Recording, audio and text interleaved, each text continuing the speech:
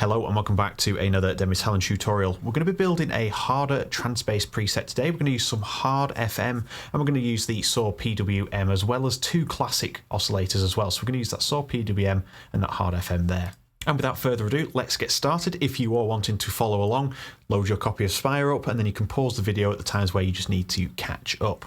To get things started, I'm just going to turn on the X comp and I'm just going to turn up the volume so we get a little bit more audio coming through for the video. So this is what we're starting with. And it's just a simple SAW wave. So let's get this started by changing this up a little bit. So I'm going to leave this as a SAW wave, and this is just going to get left as it is for now. We'll come back to this oscillator. Next, oscillator 2, we're going to also use the classic, but we're going to influence this with a wavetable. Now, my go-to one is Para 4 at the moment for these sort of basses. This works quite nicely, but do experiment with other ones. They will come up with other ideas as well. But let's hit Para 4, and I'm going to influence this SAW wave into a square wave. You can see 100% is 100% square, and then if we turn the wavetable mix, we can blend the two till we get Para 4 shape, or we can have the square at 0. So I'm going to blend it just over 50% here, so around 1 o'clock-ish, and that's going to give us this weird shape here, which is the blend of both. Let's have a listen to that on its own.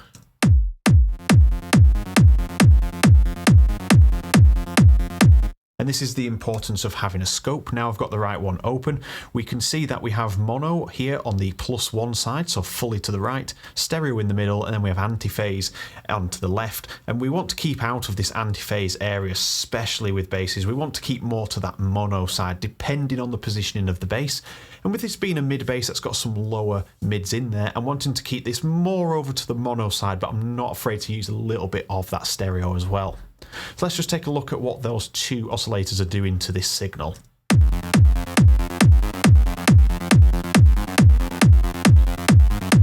So it's moving around a lot, but it's not going into antiphase, so that's a good starting point. If we drop the wide, you're going to see that sort of bias more to the mono side.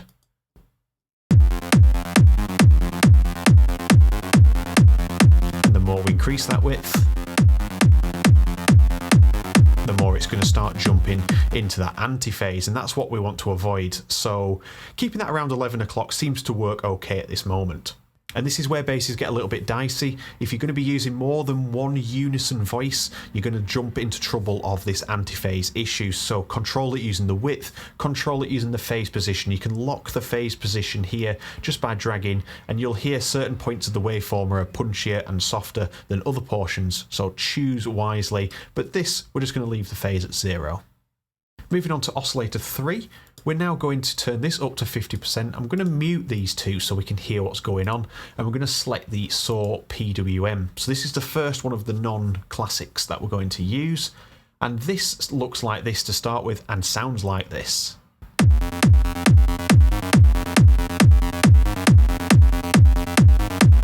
Okay, so it's not sounding too great at the moment, but it has that square texture to it, and you can see it's practically a square, but it's got a little bit of a ramp off. Now let's influence this with Para 4 again.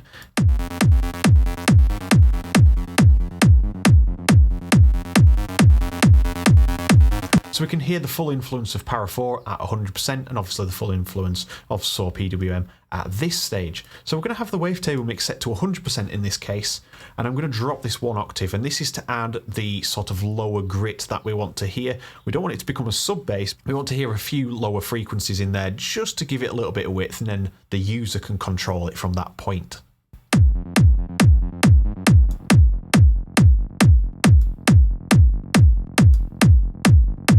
So I've just dropped it 1 octave there, and you can hear now it's barely audible, especially if you're not listening on headphones. I would advise listening on headphones in these sort of videos, but it's going to add a bit of texture to these two. So I'm going to mute this whilst it's playing.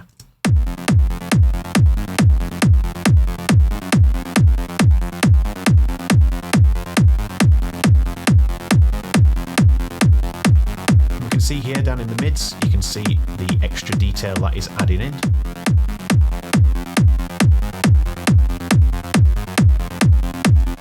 And I'm going to leave that for now at that point. We're just going to lock the phase position as well.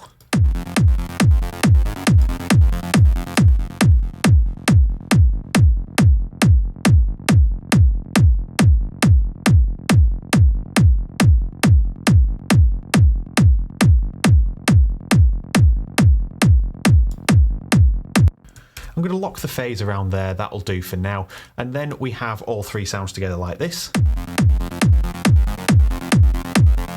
Everything's looking good down here in our scope. And finally, we get to the nice part of adding the character to the sound, which is Oscillator 4. Let's choose Hard FM, and we can see we get a sine wave to start with. Now let's influence this using this, and we can see it's going to start bringing in some extra harmonics.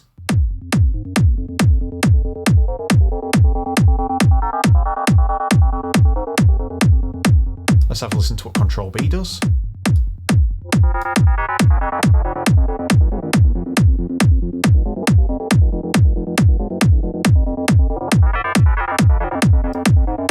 Okay, so we get an idea of what's going on here, and we can also introduce, again, some wavetables if we want to. Let's increase this to 100%, and I'm going to drop this down 1 octave. Let's introduce the oscillators one by one.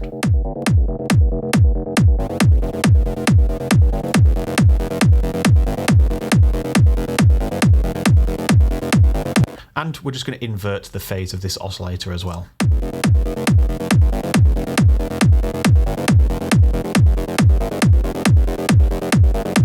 And I'm just going to lock the phase in there. We can choose any point you want, just go through whatever's to taste, but we've locked it in there, so now we're going to get a nice solid mono signal coming out of there. Now we need to use the envelope for shaping, so I'm going to bring the sustain down, and I'm going to bring this up on the decay. So let's just have a listen. This is now getting into the right territory.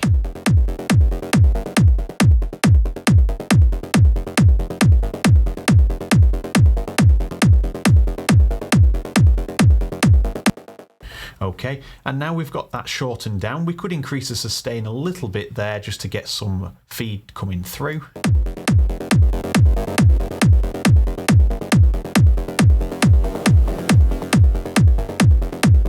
And I'm just going to leave the release up a little bit there just to stop any clicks and pops coming through.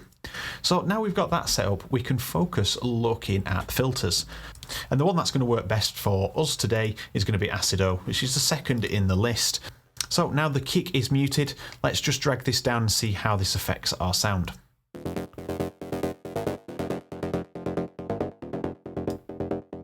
Okay, so I'm just going to bring this into an LP2. And we can hear that this Hard FM comes through really clear still compared to the rest of the sounds when this filter's closed, and that is what we're looking for there. I'm going to shorten this down so we get a bit more drive.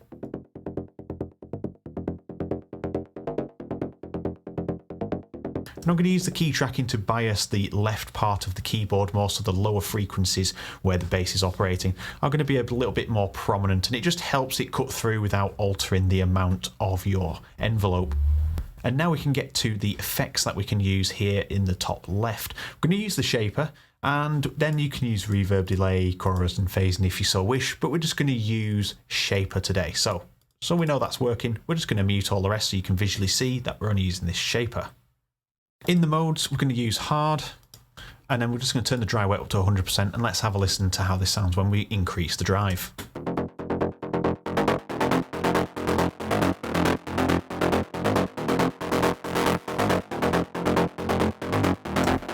So around 11 o'clock seems to have enough clout there for it to influence that sound without sounding too overdriven. And I'm not going to use this to influence the entire frequency spectrum. We're going to actually cut out some of the lows.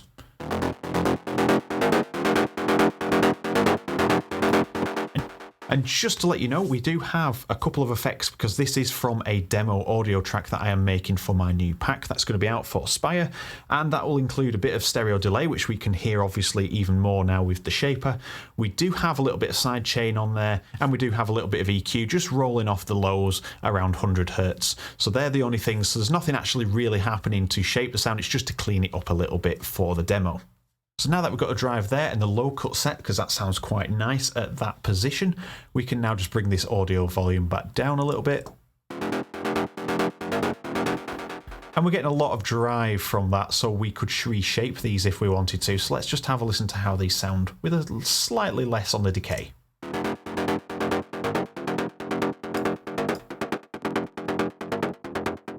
just going to bring that sustain down, and we've balanced that out quite nicely there. Let's bring this back up.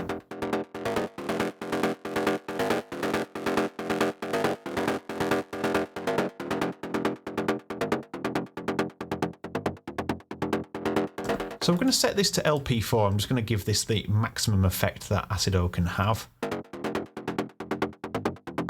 There we are, we've got some nice grit there when that is cut down. So we're going to leave that as it is, and we're just going to quickly set the mod wheel up. So you can see mod wheel's always set up for you here, and I'm going to choose filter 1 and cut off here. So don't forget, you can click Alt and you can drag these to the destinations as well. And we're going to increase that to maximum there. Let's just go a little bit less than maximum. So let's bring this down more.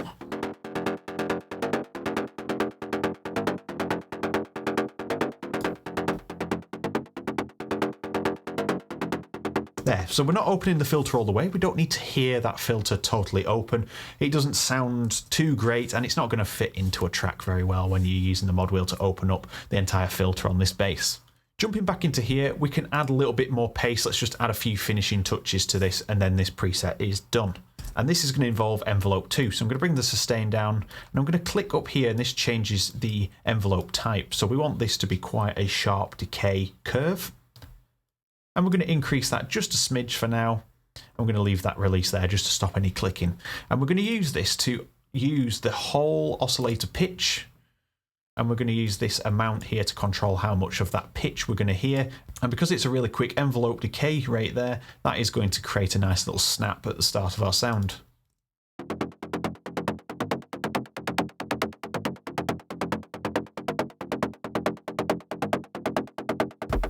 And that is sounding good, but I am a little bit concerned that this is not as bright as it could be. So there's two things we can do here. We can add filter 1 into this, and we can bring up the amount to give it a little bit of click coming through.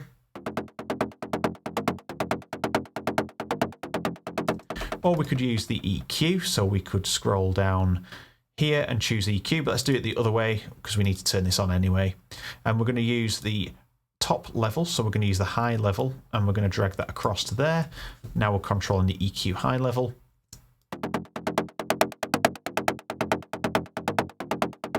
And what that one is doing is giving it some more bite, and using the high level works better for me because it's adding a little bit more transient to the start of the sound, thus creating it to sound a little bit harder in our hard bass sound design. So I've re-enabled the kick, so let's have a listen to how this sounds now.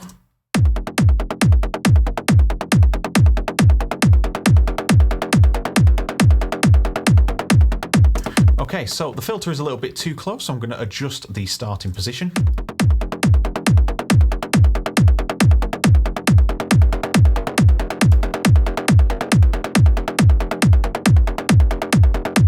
There, and I'm just bringing that down a little bit again on the cutoff just so it doesn't go too far.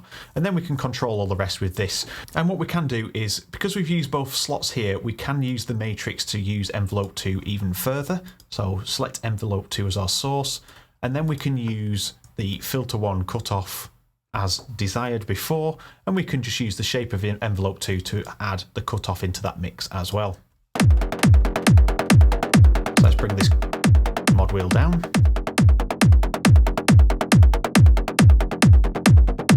So we can soften it off by enveloping it the opposite way. But I think that's going to sound well, and what we can do is just bring down the amount of that high level there, because we're using both. We don't want to just have them things sat on top of each other too high.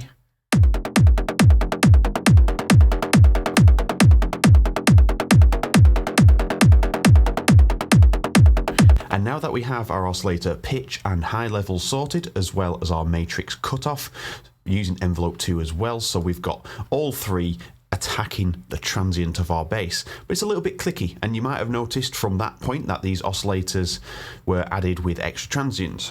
And you might have noticed as soon as we added these sections, it started to get a bit too clicky and didn't sound really much like the bass that we were creating before. So we're going to go in and dial these back now. This is so I can hear exactly how the transient's been shaped, and then we can just roll it back. And usually I wouldn't do this, but this is just to demonstrate how we get that clicky sound by going overboard and then dialing it back. It's always the best way to hear what you are actually doing to a sound. So let's dial this back.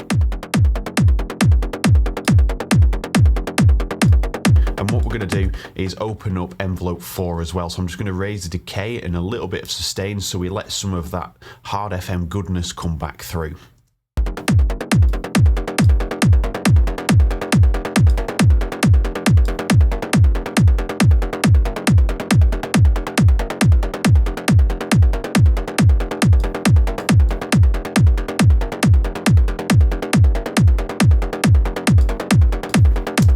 So what I'm doing here as well is just using the velocity control as well, so we can dial away some of that oscillator pitch just using velocity as well, so it's only based on velocity sensitivity. So when you're actually making your bass and you're using different velocity values that will be attached to your key tracking and your velocity settings, you're going to get an overall more better sounding bass.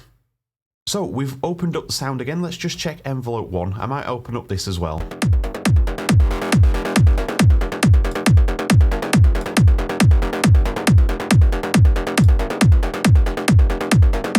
Okay, so now we've got an open sound, and we can tweak that if we want. We can just drag that down a little bit along with envelope 4 for the cutoff that is attached to it, and just make it a little bit more stabby. It depends on really what you're trying to create and how you want it to sound.